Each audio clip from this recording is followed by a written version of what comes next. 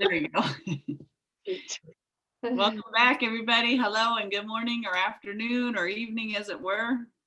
Good morning. Good morning, sis. Good morning, sis. Hi. Hi. We're on lesson 85. Will you read it for us? Sure. And we're still on the reviews. Yes, right? we are. Yes.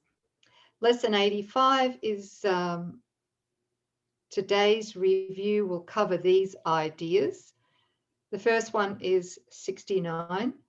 My grievances hide the light of the world in me. What? Wow, yeah. Have you ever heard of that before? Well, My grievances hide the light of the world in me. Did you want to say something? yeah, because my sentence says, my grievances show me what is not there and hide from me what I would see. Right. If you go back, there's a header. Oh. What have you been smoking or drinking? This tea is really strong.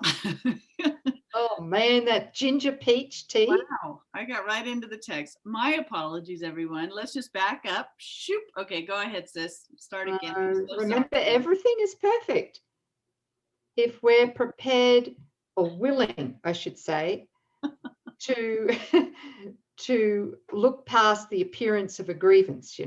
A judgment. That's a judgment that something's wrong. That's right. It would be better if that had not happened. I would be happier if that had not happened. Yeah, who would be happier, the ego or your holy self? Exactly. See?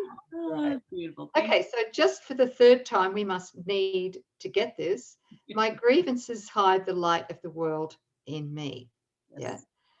My grievances show me what is not there and hide from me what I would see.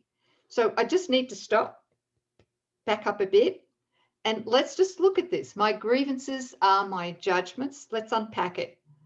My grievances are my resentments. My grievances are whatever I hold against the past, because whatever I hold against the past seems to be in the past. But if I haven't forgiven it, guess what happens? I'm seeing it now. That's right. So I'm not seeing anyone that I'm having a relationship with. I'm not seeing them as they are now. I'm not seeing the world as it really is now. I'm not seeing any situations as they are now. I am seeing them with this heavy veil from the past that I've carried with me because it's unforgiven. So I'm seeing them all through the past, right? And it's the ego's past. Yes. And remember that the ego, of course, wants self-condemnation or self-attack in any form. It's not fussy. It just wants to crucify us, all right? You've got to laugh, right, sis? Yes. Okay. So let me just say this, that my grievances hide the light of the world in me. That means that the grievance, the judgments, actually hide my innocence from me. And my incorruptible innocence, which remember is my holiness, yes, is, and this is literal, is my immunity to everything that the ego seemed to project to attack me. Right. Okay. So it also, the grievances, the resentments also hide, or no, they don't hide, they block my higher guidance with Holy Spirit. They block it. Yes. They also block miracles, and they block my understanding of the truth. Yeah. Because miracles are seen in light. So understanding takes place in light. So if I'm blocking the light of the world in my awareness, which is what I am as the Christ, the Holy Self, I'm blocking my ability to understand anything. Because, and I need to say this, is that we think through the ego that we can understand what's happening around us. And we can understand our triggers, etc. But the truth is that if we're seeing through the ego and we're triggered, we are seeing in darkness. There is no light until we've forgiven it. So we're understanding, or we're trying to understand something that is absolutely not understandable. It's Right. not understandable until we've forgiven it. Okay, so now I'll go to the second sentence. I just want to add that our grievances block Thank us you. from the love that we want to experience. We cannot join with a brother, and we cannot extend or share or experience anything with another while that grievance is the block to that. Yeah. Absolutely, the love, right? Right. Yeah, yeah, yeah, because love is shared. It can only be experienced when it's shared. So that the grievances acts as a wall. So it's a wall to understanding. It's a wall to experiencing the light. It's the wall to extending. It keeps us in fear. It shuts off all communication, doesn't it? That's what it's intended for. Okay, so recognizing this, what do I want my grievances for? They keep me in darkness and they hide the light.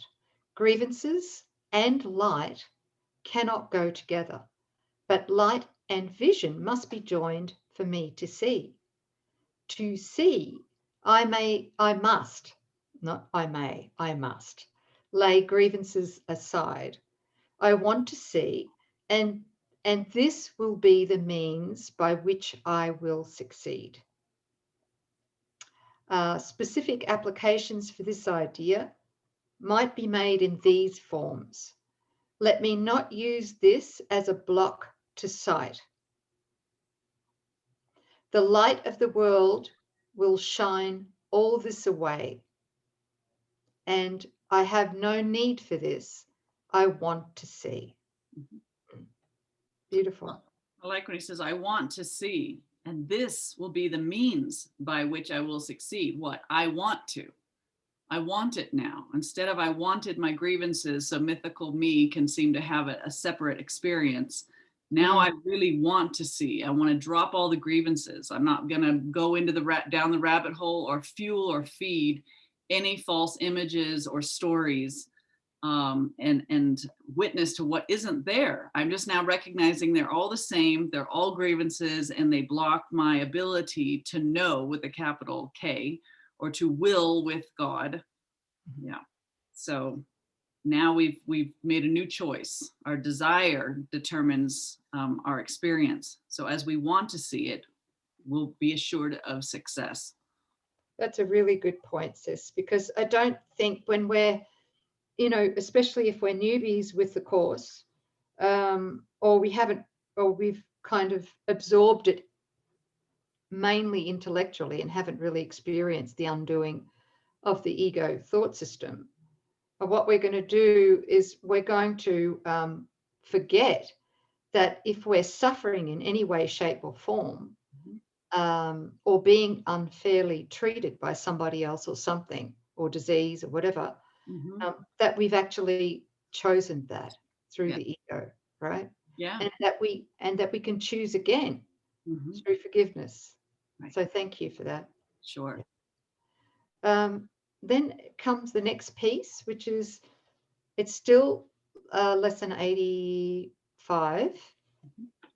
And the second part is 70, is my salvation comes from me. Today I will recognize where my salvation is. It is in me because its source is there. It has not left its source, and so it cannot have left my mind. I will not look for it outside myself. It is not found outside and then brought in.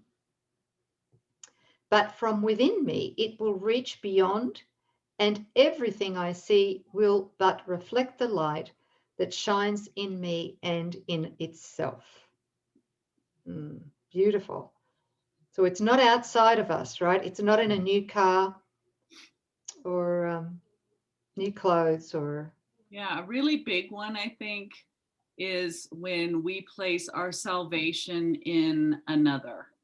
It's really big for parents to think that their children are their whole world. My daughter, my son, they're my whole world, they're my everything, right? Wow.